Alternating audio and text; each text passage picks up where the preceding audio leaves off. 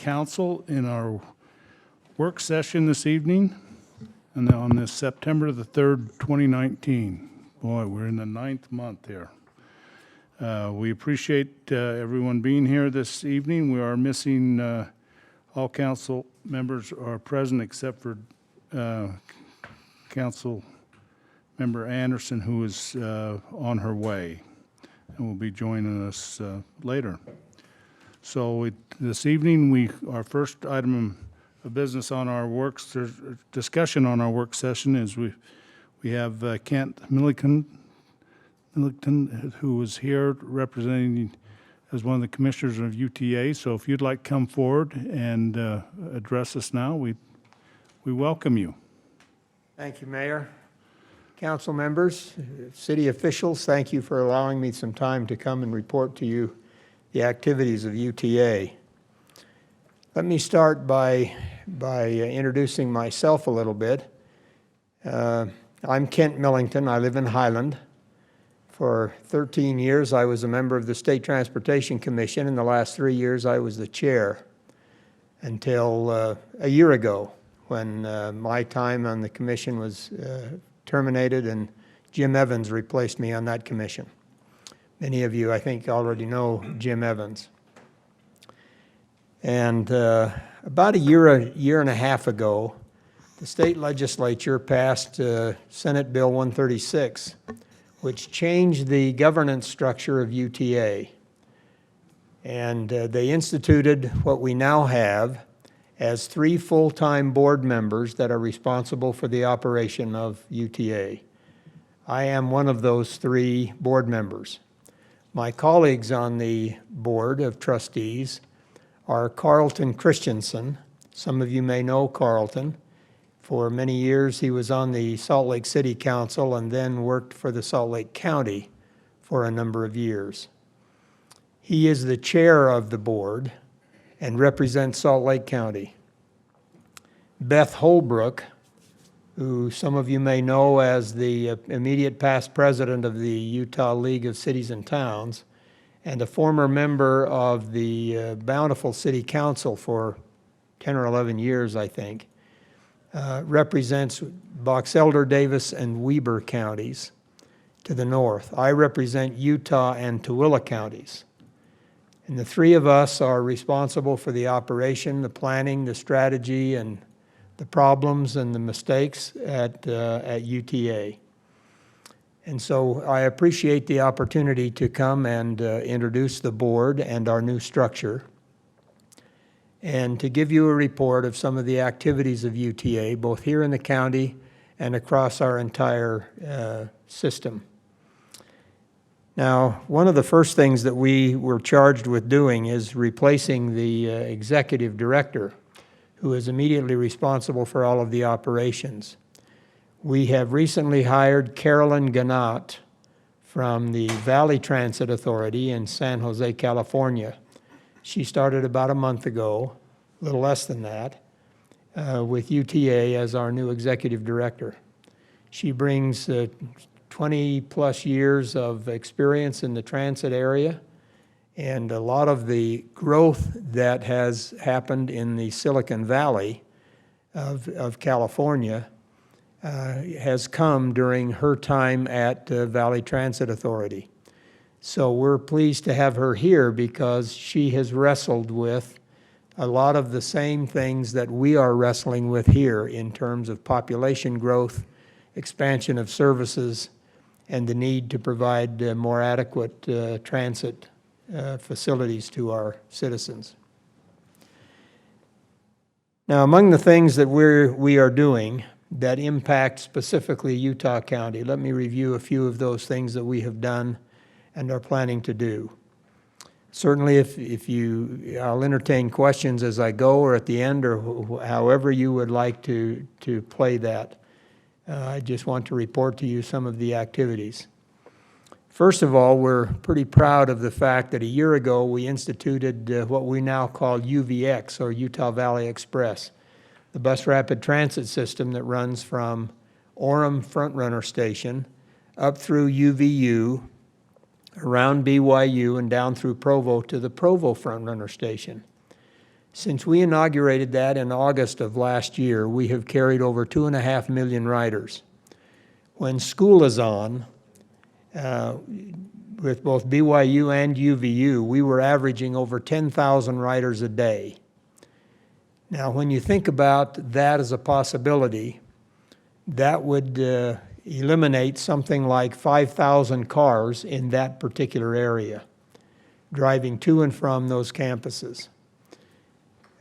Utah, when the schools let out in the spring, we thought we would see a rather precipitous drop in ridership. We did drop. We dropped from 10,000 to only 7,000, which surprised us. All through the summer, we were carrying about 7,000 a day on UVX. Now, that means something like 3,000 cars out of that corridor between Orem and Provo. And certainly the two universities have reported to us very significant drops in the number of parking passes that they've sold. Now, perhaps they tell us that with tongue-in-cheek, but they are at least saying that you can find a parking place on both campuses now during the day, which you all may know was very difficult prior to that. But about 1,000 at both universities, 1,000 fewer parking passes have been sold this last year. In fact, President Worthen sends out a message to parents of new students: do not send your students with a car. There is no need for them to have a car, and don't let them tell you that they have to have one in Provo, because it is free. UVX is free to all riders, including the citizens, not just the students. We made an arrangement with the Federal Transit Agency to be able to provide free service for at least 3 years. The universities each pay us $1 million a year for 10 years so that their students, faculty, and their dependents can ride for free. And so that is in place now. We have 2 more years of free service from the feds, and we intend to try to extend that. We're already working on that in a number of ways. And so we hope to be able to continue to provide free service, but it is free for everybody right now. You may be aware that at the game last Thursday night, we provided additional buses from both front-runner stations, and 2 front-runner trains were running after the game. So late at night, way beyond our scheduled, our normal schedule for an evening, and we provided that kind of service, and they were really quite full. So we're pleased to announce that the UVX is very operational and successful. It is removing a lot of traffic that would otherwise be coming down through your city and others to both of these universities. And so we are touting that as a success. As a matter of fact, the folks at Weber State are now, and in Ogden, they are very actively pursuing a bus rapid transit, a WVX, I guess, or whatever you want to call it, but an Ogden bus rapid transit between the Ogden front runner station, serving Weber State and over to the hospital and back around, something like a 7-mile one-way trip. And they have been down here to Utah County, and have several of them, of the elected officials, the Weber State president and others, have been down to ride UVX to see how it works. If you want to do something fun sometime and have nothing better to do, and I know you're very busy people, but if you want to see how it works, go down to the Orem front-runner station about 7:30, 8:30 in the morning, and see the number of students that get off of front-runner and get on those UVX buses. It is quite amazing, because we have 2 buses waiting in each of those 30-minute segments that front-runner arrives at Orem.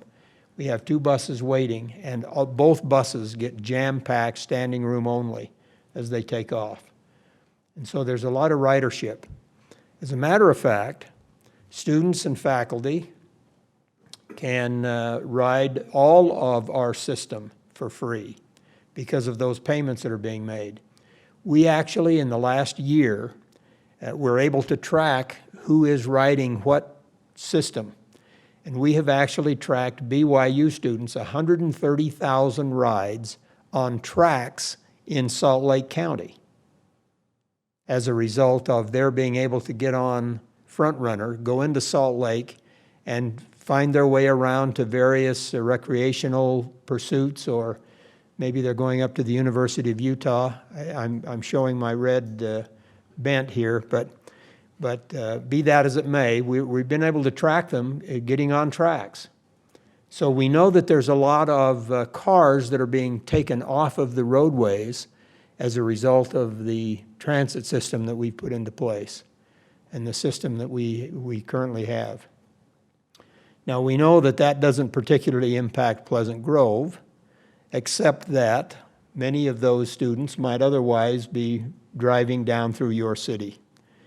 And so there would be some marginal impact, the amount of which we can't really tell, but we do know that it has had a beneficial impact on the probably the busiest intersection in the state at State Street and University Parkway. And it has had some impact there. We've had that tracked by UDOT. So that's one thing that we're doing. Another thing that may impact some of your residents is that we are, just 2 weeks ago in our what we call our Change Day on August the 11th, we instituted some pretty significant new transit circuit around Thanksgiving Point, from the Lehigh Front Runner Station to all of those buildings in and around Thanksgiving Point, including those up to Exactware, Ancestry, Adobe, all of those on the east side of the freeway. Every 30 minutes there is a bus that runs all day long that circuit. And so we're watching the ridership grow there. It hasn't just exploded like, say, the UVX has yet, but we're constantly seeing a growth in the ridership in the last couple of weeks. And so some of your people that may drive down to Thanksgiving Point to work or take a bus down there are able to get around between buildings and from around lunchtime and things like that. And so those are some of the things that we're trying to do to impact, to have some kind of an impact on the crowded conditions around 92 and the freeway. Now, I will take responsibility for the 92 freeway responsibility because all of that was passed while I was on the State Transportation Commission. So you can blame me for that if you would like. And I'll take that responsibility. On the other hand, we'll also take responsibility for the expansion that's going on I-15 right now in Lehigh. Uncomfortable as it is right now, it will be much better, as we saw when we expanded I-15 down through the central part of the county. And so all of that we intend to continue to watch. Now, a couple of things that we're planning. Because of the success of UVX between Orem and Provo Front Runner stations, we're looking carefully and have begun the planning process to look at a bus rapid transit system down State Street that would run all the way from the Provo Front Runner station to Lehigh Front Runner station and come down 89, right down through your town.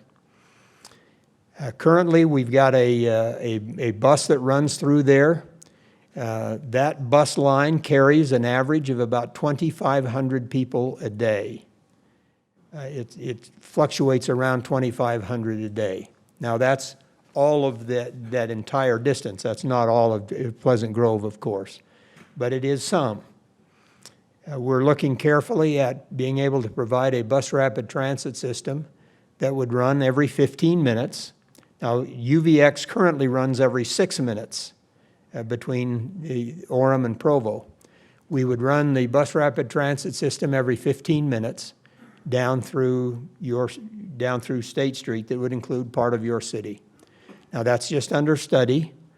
There's a lot of study that still has to be done, the money that has to be raised. That's not an inexpensive venture, but it is something that we're closely monitoring and watching because of the growth of the population in this county. I don't need to tell you the expected growth rates, that we're currently in this county about 600,000, and in the next 30 years we expect to be 1,600,000. So how do we get people around town? We've got to increase our transit system because we can't just continue to build roads. There just isn't enough space. And so we're looking at some of these things that would have positive impact on the way we service Pleasant Grove. Now, I would invite you, as you learn of expansion of new projects in your city, and you've grown a tremendous amount in the few years that I've lived in the state, but as you are aware of those needs, we invite you to get a hold of me. Let me know what's going on. We see each other almost monthly at the MAG meetings, Mayor. Grab me and let me know what's going on so that we can then begin to plan with you for future service, better service through your city as you expand in population. So we invite you to do that. We want to stay ahead of this game as much as we possibly can. It does take us some time to figure out how to change these bus routes, provide new bus routes, and fund the operation and maintenance. So we invite you to do that. We're anxious to be of service to you. Now, a couple of additional things that we're looking at.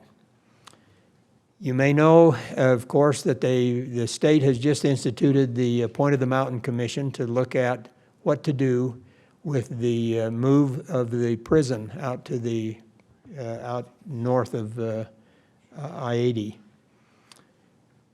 And we are involved very carefully with that planning commission to figure out how to provide transit services. How do we get people into and out of that potential very large new developed community of businesses and homes? We're looking carefully, for example, at how to perhaps expand the Blue Line tracks across from the east side, from Draper, from the east side of the freeway to the west side to service that prison area. And then to bring it back, possibly bring it back across the freeway again to service that northern area, say Adobe and the Traverse Mountain and that particular area, with the possibility of extending that all the way down into Provo.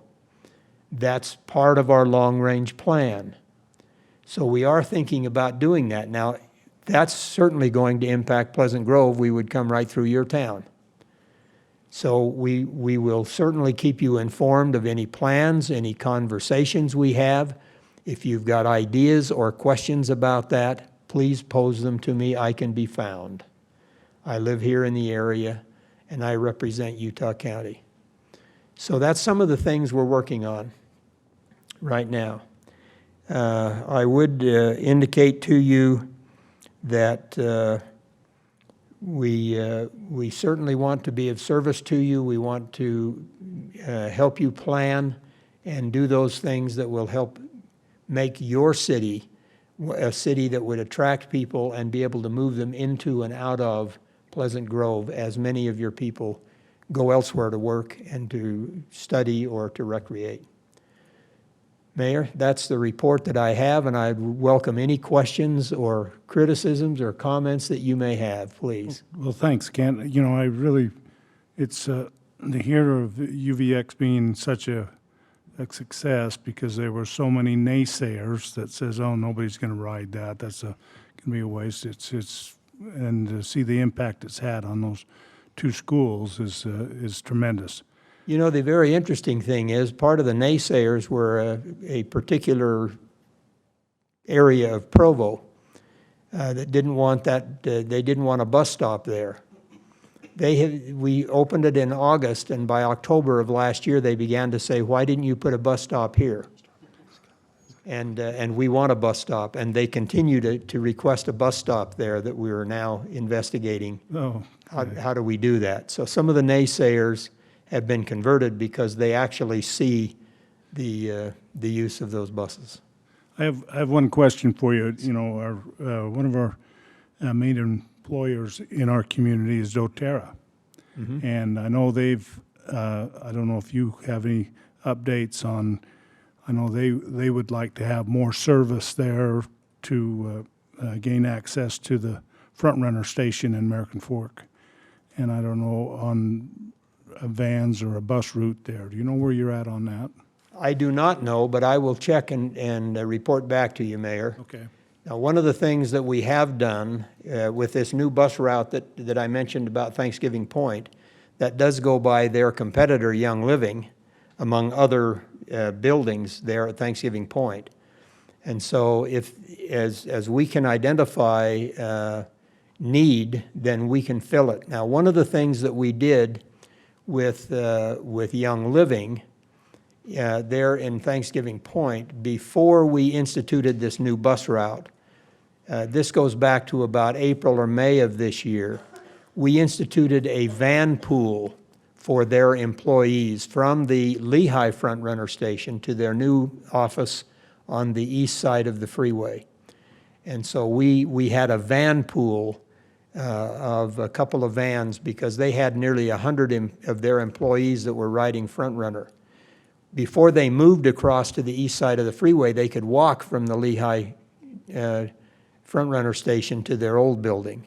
But they couldn't, of course, it's too far for the new building. Well, they could if they wanted to hike for hours. But we instituted a van pool.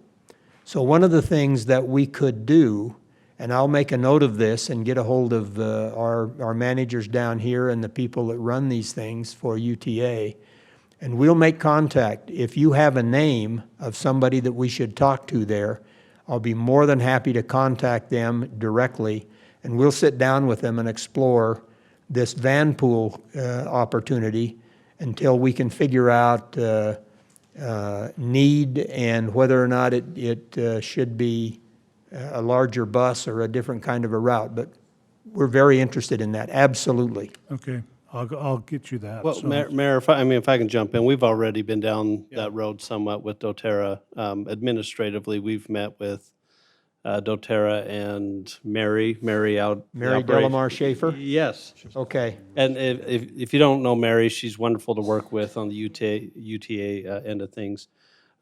They have been working on the van pool option. They're trying to figure out if it makes sense to eventually run a bus route down there. They start with van pools, and then depending on how many people use, and they eventually get to a bus route. So I agree. I think even Domo, right, another big one, Instructure, our whole Valley Grove interchange out there. I like your idea. I think you mentioned circuits. I yes, think that would be a wonderful idea for the interchange area out there because it's only getting bigger out there. yes, it is. You've got several new buildings, and I notice every time I drive down the freeway, there's another crane sitting in the air. So I'll get with Mary again. Yeah, get with Mary and because I haven't talked with her in a while, so I don't know exactly where they're at. I think they're already doing the van pools with doTERRA. Really, we're looking at kind of the larger option of trying to figure out a way to get something down Pleasant Grove Boulevard, circled around North County Boulevard, creating a route there, just because of the St. John Properties development, what's happening with doTERRA. And, I mean, not as much going on in State Street as there is down there. So If there was a way to get from Old Town to, from Main Street down, have it circle around the Valley Grove area and then, come on back, that would be really, really nice. yeah, there's a bus stop right by Macy's. And so for some doTERRA employees, that's not too far of a walk. Right. But they're trying to capture those coming from Front Runner, American Fork, and those types of things, Right. which the van pool works pretty good. And then as they continue to grow out there and add more employees, it will eventually make sense that there's an actual probably bus stop and bus route that goes through there. Right. And then eventually, the long-term plan, like Kent's talking about, is to have the bus rapid transit coming down State Street. We're involved in, they're doing some studies right now. And as a city, we've been involved in those meetings as those have been happening, and trying to figure out what that route is through PG, whether it stays on State Street or whether we kind of bring it down through Main Street. Pleasant Grove Boulevard and, taking it off Main Street probably. I mean, there's not the mass of people is more now towards the doTERRA area and not on Main Street anymore. So those things are all being looked at right now. But it'd be nice. What if I it- will do, Yeah, if Mary can Scott, give us an I update. will get with Mary. Yeah, She just sent me a message, as a matter of fact. That's just what I was checking. She's been out of the office all day checking the UVX function because BYU just started up today.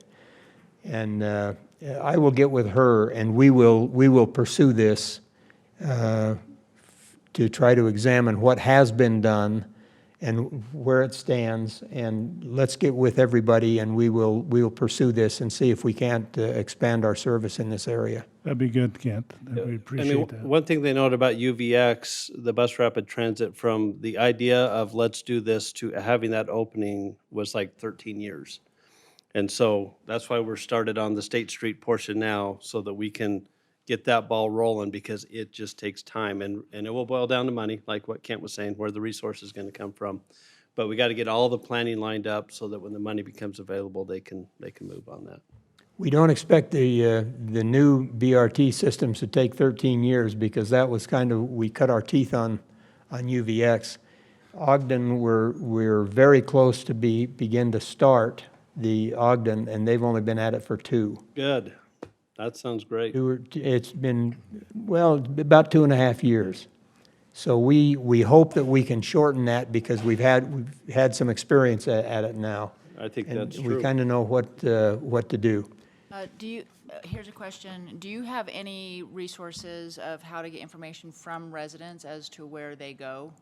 Like I know we have a lot of our population that leaves every day and then comes back.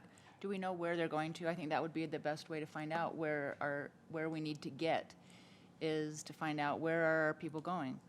So honestly, if there was a bus route that left from my house and went to that unique building, I would take it every single day. I couldn't have picked a worse location to go to work. You have to go to work through that 92 I-15 mess. Yes, the concrete luge. But I was just wondering, where do we go? As a city, do we have any information as to find out where do we go? So to find routes and stuff, that you can go to the website. No, I'm saying in the future. Yeah. Pleasant Grove residents, where do they work? And where do they want to go? If we were going to get on mass transit, where would we go? Where would you go? You'd go up to the Front Runner. I go to Front Runner Station. Front Runner Yeah. Station. American Port. So what they do, because there's things already in place, like the Front Runner Station's already set. With doTERRA, they survey their employees and they ask them, how do you get to work and where do you come from? They have a map that their internal team, doTERRA's internal team, has said, here's where our employees live and here's how they're getting to work. And so they can map out what the answer is for doTERRA, because they have 3,000 employees or whatever. But for a city, For Yeah, the so whole as a city might be a city- little more challenging, of course. Yeah, as a city, it doesn't, we, I think, have to tackle it kind of at where the people are coming into our city. I don't know necessarily about people well, going the only out. way it's going to work and for people to use it, if it takes them to where they want to go. Yeah, they call it the last mile. Yes. They call it the getting from your house to the first point of where they can hop onto the transit. They're trying to figure out ways to get people from their front doorstep to at least a bus stop or to the Front Runner Station or to whatever.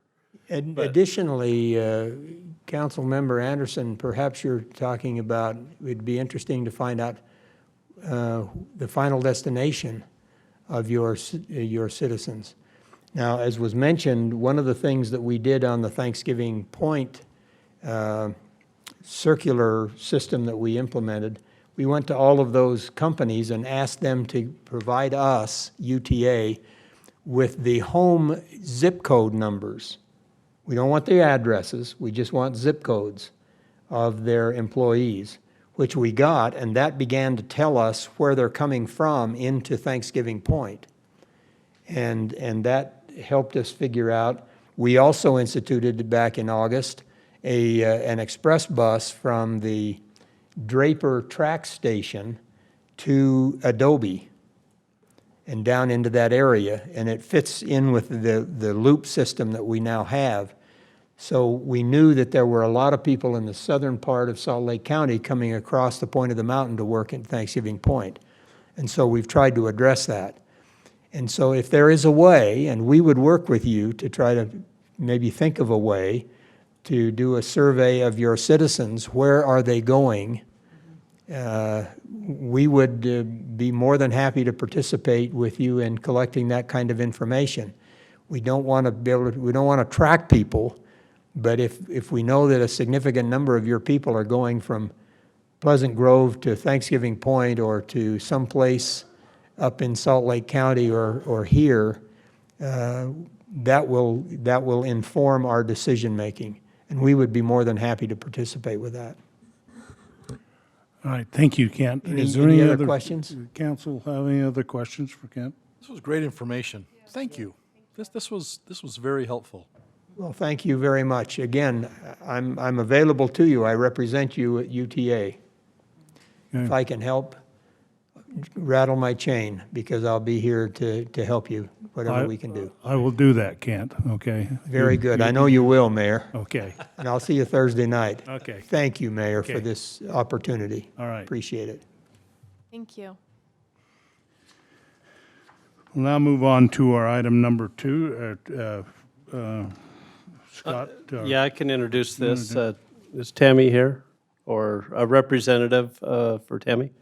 So I believe Councilmember Lamone was contacted by this group called Rebels for Change and have asked to come and present to you as a city council. So we'll turn it to them and let them tell us what they do.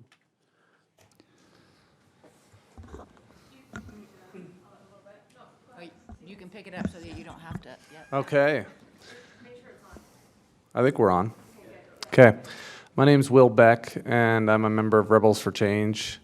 And I'm here also with Laura Green and Carrie, remember your Brian.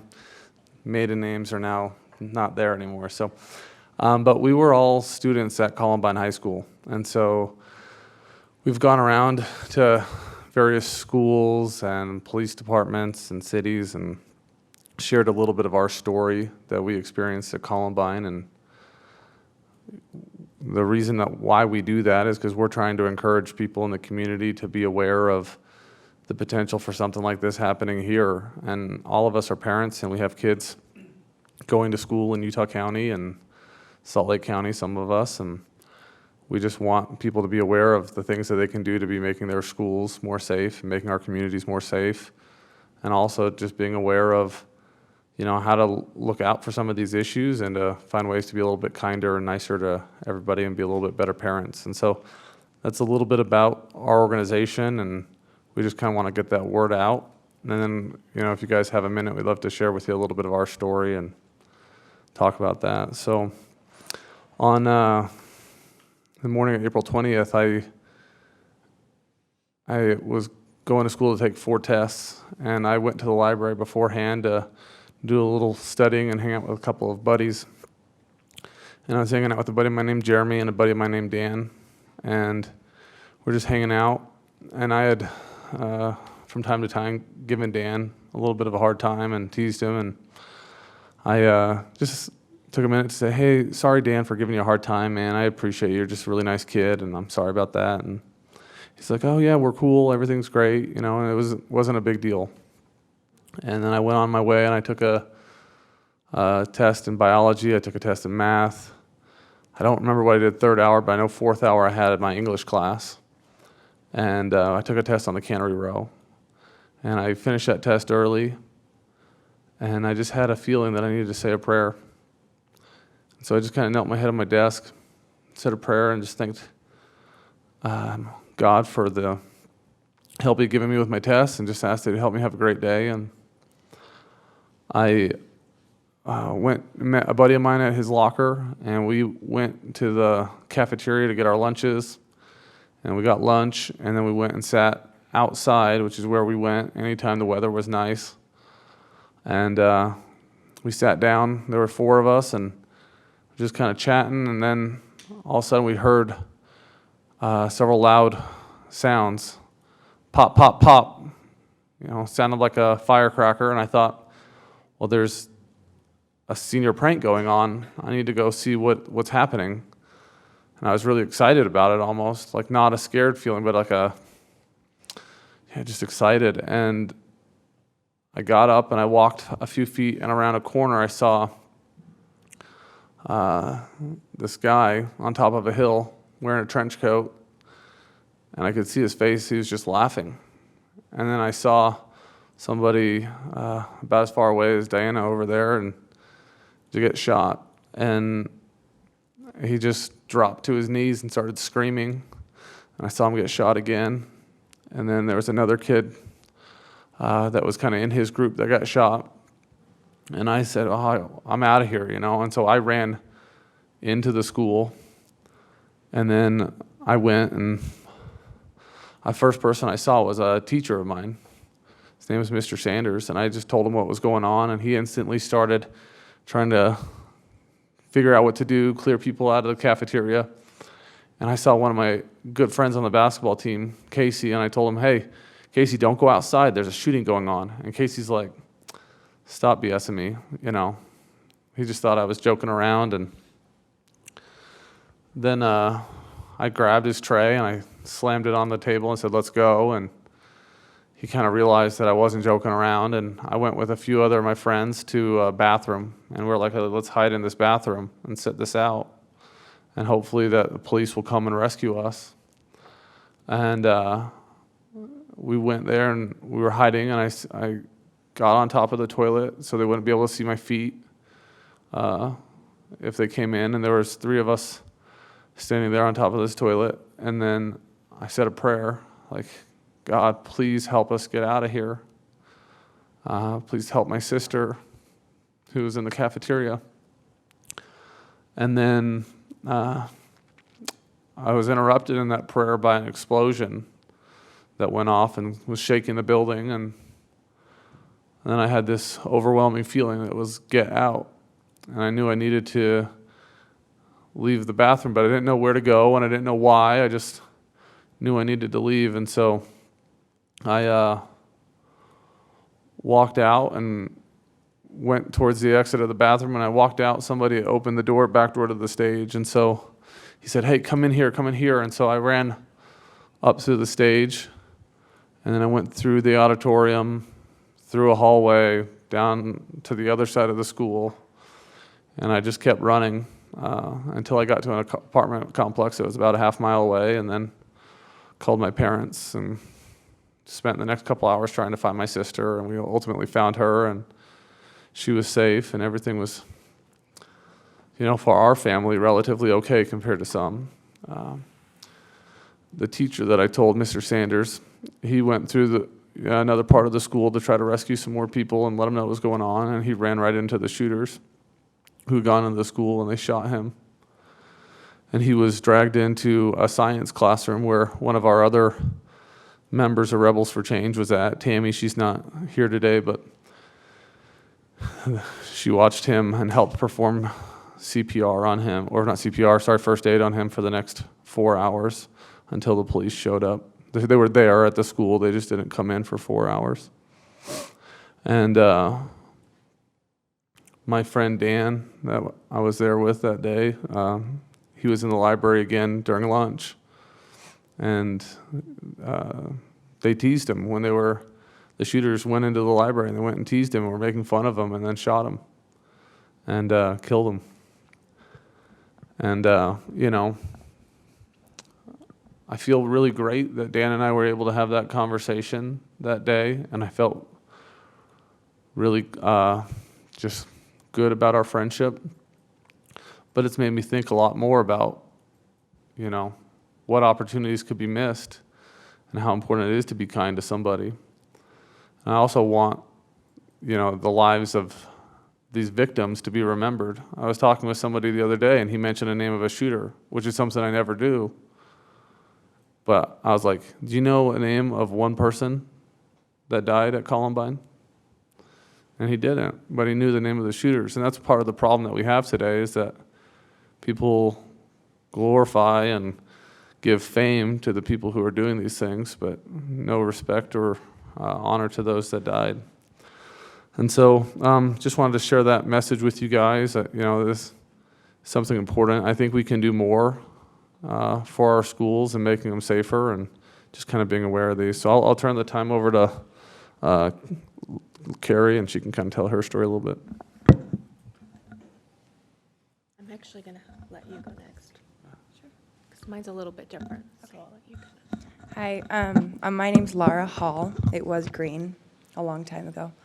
I live in Eagle Mountain right now. I am the mother of 4 kids, and on April 20th, 1999, I was a freshman at Columbine High School, and I was eating lunch. It was about 11:20, and about 5 minutes prior to that, the 2 shooters came into the cafeteria and planted several bombs all around the cafeteria, and their hope was that they could blow up everyone in the cafeteria and that they could bring the second level down and that they would be planted out in the parking lot waiting for survivors to run out where they could take their lives. And I just recently learned that information and realized how lucky I am to be here because those bombs didn't go off while I was in the cafeteria. A couple minutes into the period, a janitor ran by, and we all got under our tables and lasted for just a couple of seconds while we heard those pops in the background, and then everybody got up and ran. And I ran upstairs and found myself with my best friend in the choir room where they were singing and they didn't have any idea what was happening. And she was looking for her sister, and she was in the bathroom. Her sister was in the bathroom. So the choir teacher took half the students out a different door, and half of us stayed in there. And we found ourselves in the choir office, which is just a very small area, no windows or anything. And there were about 30 of us stuck in this little tiny choir office. So we couldn't, there wasn't room to do anything. We were literally packed like sardines, and barricaded ourselves in the closet. And a girl had a cell phone, which was very rare back then. Adults didn't really even have cell phones. And she called the police and said, something's happening. We need to know what we're supposed to do. And the police said, you need to turn off your phone. There's a possibility that they could be tracking you. Just wait. And they didn't really say anything else. They said, don't call anyone else. And she hung up the phone and she called her mom. And she told her mom that she loved her and that she probably wasn't going to see her again. And that became very real for me in that moment. I was 14 years old, and I realized that my chances of getting out were not very good.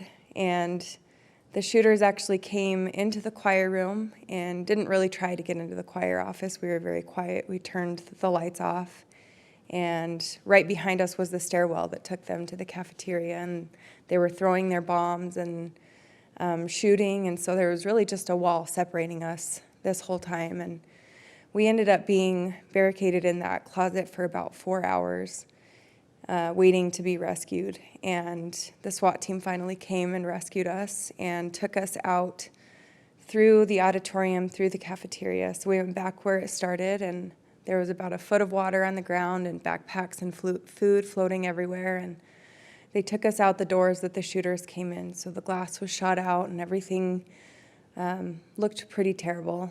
And right as we got outside, we found some of the bodies that Will saw get killed. And we had to walk over their bodies to get ourselves to safety. And they took us to a nearby elementary school where they put us on the stage. And they called out our names and waited to see if there were any parents in the audience. And nobody was there to claim me for several hours. And my mom and sister ended up at the public library, which was about a mile away the other direction. And they had to make their way back to me. And my sister was also a student. She's not here right now, but she was a student there and was taken to the library where they waited for several hours to see my name come up on a whiteboard, knowing that I was alive. And, the reunification process back then was not great. It was not something that we practiced for or drilled for, and that's definitely something the schools are doing right now. And like Will said, our reason for sharing our experiences is to bring awareness that this, we live in a safe place in Utah, but that does not make us exempt from something like this happening. And we need to take action and make a change in our schools. You know, it's hard for us to send our kids to school every day. So we want to do what we can. We want to be a resource for any of you or for anybody that you know that's trying to take change in the right direction. We can't just sit idly by waiting for this to happen, because it will. And there are a lot of preparations that can be made to prevent some sort of disaster or trauma. So thank you for listening. My name is Carrie Bryan, and in 1999, I was a senior at Columbine High School. My story is a little bit different. I hope it can give you a little bit more of a community perspective on what happened, especially that's, you know, what you're working with is your whole community. I had finished my on-campus classes in December. So on the day of the shooting, I was at work. And my boss came out of her office and said that something was happening at the school, and we turned on the news and we started hearing the reports. And it seemed very kind of surreal. We didn't really understand what was happening. It didn't seem like it could be real, because our community was very much like the communities we live in here. We didn't have a lot of violence. We didn't have a lot of, you know, things going on. It was a good school. And so it just didn't really like connect what was happening. My boss's daughter was a freshman at the time at Columbine, and my younger brother was also a freshman. And so we shut down the shop very quickly and left to go find our family members. My experience that day was from my home. We found my brother very quickly, so he was able to be there with me. And watching the news, searching every single face to look for people that I knew. Phone calls of friends that had escaped the school.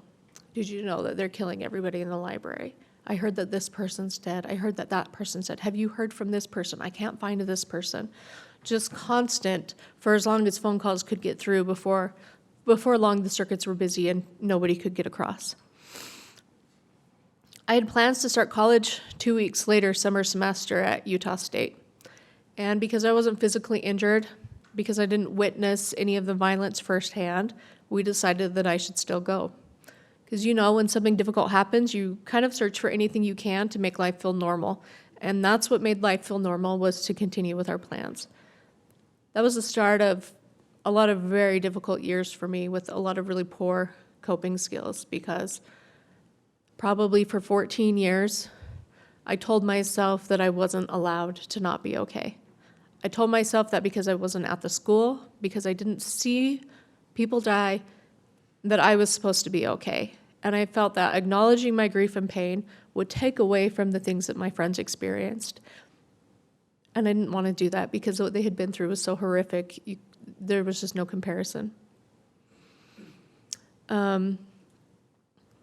I didn't have to return to the school the next year as a senior. We went our separate ways, and it took a long time for most of us to reconnect with each other and to be able to come back into that community. And now we're very close. A lot of people that I wasn't even really friends with in high school, we're very close now because of the way it's brought us together. But I just want you to realize that when we talk about these things happening and we see it on the news, you think about the location where it happened and the people that are firsthand affected. And of course we should. That's, where a lot of our resources need to be directed. But you also need to remember that your entire community is going to be affected by something like this. All of the parents, all of the teachers and their families, everybody that hears about it happening, and everybody that watches it on the TV that day. Your entire community is going to be forever changed. And that's something that was really hard for us to understand, and had a lot of long-term repercussions because of it. My youngest brother was 14 at the time, and he was in 8th grade, so he wasn't at Columbine High School. Immediately following the shooting, he started abusing drugs, and he died of a drug overdose when he was 20 years old, and he was living over by UVU. So the consequences of these things are going to affect everybody in your community. So if you can have programs in place, or just a general awareness that you need to expand your reach and be able to bring people together, I think it could really benefit everybody involved. But we're really grateful to be able to be here today and share our stories with you. We hope that we can, in some way, be of assistance to your city and to the state of Utah, and helping you prepare for things that might come, and helping you to put into place programs that can help people learn to cope with trauma and be prepared for anything that might come in their life. And we hope that it's never on this scale, but we know that they'll face many other things. So we appreciate your time today. Okay, thank you. We appreciate you coming here. We, that was a changing point, and it hasn't stopped. And as we go through this past year of the instances that have happened and whatever, and I know our fire and police work hand in hand with our school district and made great strides, and it was kind of a new thing. It totally caught everybody off guard, but I appreciate you, and we'll hope to communicate with you further in the future. Thank you. Mayor, I have a couple questions. Is that okay? Really quick? Yeah, we're running out of time here, Sid, so if you. Okay. Really quick. Thank you for coming today. And Laura Giles, I know, is covering your story from the Daily Herald, so we appreciate that. And if we can stay in contact and figure out what we can do as a community and school, because at another time we'd love to hear specifically what you have in mind for what the programs and action that we can take as a community. How many people died at the Columbine shooting? There were 12 students and then one teacher that were victims that passed away. And that was April 20th of 1999? Yes. And would you say that was really the first school shooting? I mean, there may have been before that, but kind of started the trend of school shootings in America? Yeah, I mean, there were school shootings the year before that and the year before that, but this was the one that was kind of broadly covered by the media.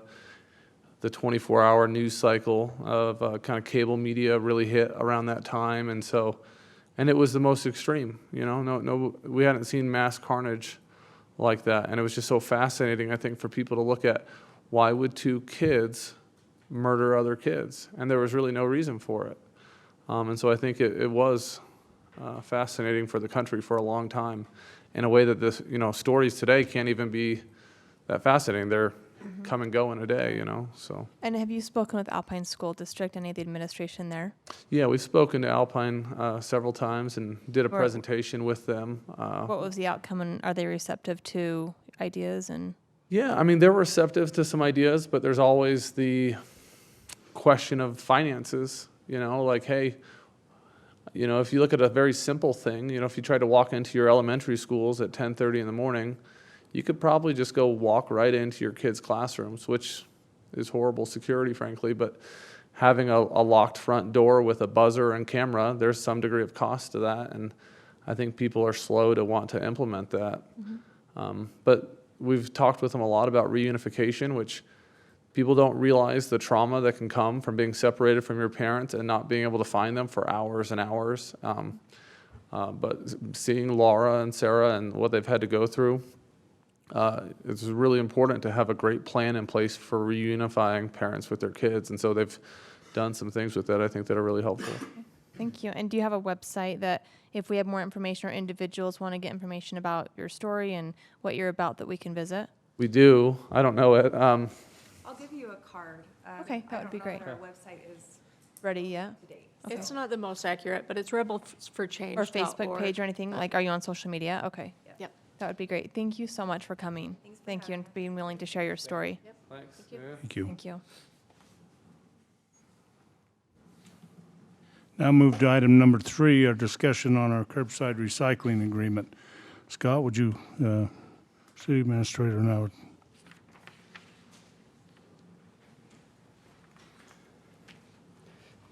Thank you, Mayor. All of a sudden, something like this doesn't seem as important as maybe it did before. We have been working with Republic Services and Reese DeMille for the last couple months on a solution to our recycling issue, and then also an extension of the agreement for our solid waste collection. As we've gone back and forth in the negotiations, we finally have landed to a spot that we we as staff feel good about, and hopefully the council can be supportive of. We're just going to discuss it. We're not going to be taking action or adopting this tonight, but just kind of revisit the parameters under which we've been talking about the past couple months. One thing is because of the change in recycling in the last couple of years, mainly that China no longer takes, I mean, they still take recyclables, but they don't take as much as they used to, and drastically reduce the amount of recyclables taken from the U.S. over to China. Because of that, now the cost to recycle has gone up quite a bit more than it ever was before. What was being proposed is that there would be an increase of initially 80 cents a can per month for those that are going to be part of the recycle service. Initially, we were going to, it was being contemplated to implement that as of September 1st of 2019. As we have further negotiated that, we have now settled into starting that on January 1st of 2020. And the cost would be 73 cents per recycle can per month for those that are participating in that service. So that was a reduction of 7 cents per can. And one of the things that we eventually will need to have a discussion on is if we choose to extend this agreement, that 73 cents, does it make sense for us to pass that along to our residents starting in January? Would we want to wait till July? We have talked about having reserve funds that could possibly bridge that gap. But really, that's going to be a choice of the council and kind of where you land on whether we just, the extra 73 cents eventually needs to be passed on to the resident. We don't have enough, when I say the resident, those that are participating in recycle, because that's not everybody in our community. But we don't have enough reserve account to do that indefinitely. So yeah, that's one thing for us to consider. The other that has always been part of the deal is that as the cost, in essence, the tipping fees for recycle right now is at $90 a ton. That is what Republic Services pays in order to take part of what we pay for is the gathering, the curbside gathering, and then the disposal. So the disposal right now is at $90 a ton. And if that number continues to go up, 3 years ago or 4 years ago when we initially signed our agreement, that number was at 0, and now it's at $90 a ton. So that's an additional cost right now that Republic Services has been bearing. If the number goes above 90, for every dollar it goes above $90, then we add 1 cent onto the cost of recycle, and that would be an annual review. So that wouldn't be something that would be done every month, but that would be an annual review on what we needed to do. And if the cost reduces, if for some reason we've hit a little bit of a bubble on the recycle and this cost comes down, then this additional 73 cents per can will go down 1 penny for every dollar that it comes off of that $90 baseline. And then there's also, there's a clause in here that if we have a lot of people opt out, then we would charge an extra 10% container increase if our participation gets below 4,750 homes. 10% or 10 cents? Sorry, 10 cents. Okay. Did I say 10%? Yeah. Sorry. Make sure. 10 cents per recycle can. And then also, the last part of this, it would be the annual escalator, which would be tied to a CPI, what we call the garbage and recycle CPI. There's an actual number you can look up that they gauge this sort of thing. In the past few years, it's been right around 3%, maybe just a touch bit under. There's been a few times it's been a little bit above 3%. So Republic offered a 3% straight moving forward, and that's up to us. If we want to accept 3%, we can. If we feel like we want to just tie it to the CPI, I think that's where we've landed as of right now, is just to tie it to the CPI, so that if it's under 3%, we benefit. If it's more than 3%, then we'll pay a little bit more than maybe otherwise we would. So are there any questions? I know I kind of covered that quickly. That's, like I said, we've been talking about this for a couple months now, but this is kind of where the proposal's at as of right now. The increase for if the tonnage goes up from like 90, let's say, to 91, that's going to be reviewed annually, because what if it goes up from 90 to like 92 within 3 months, from like January to March? And Reese, maybe you can. Take an average, so we'll look at it over a year period, and we'll just take the average, whatever that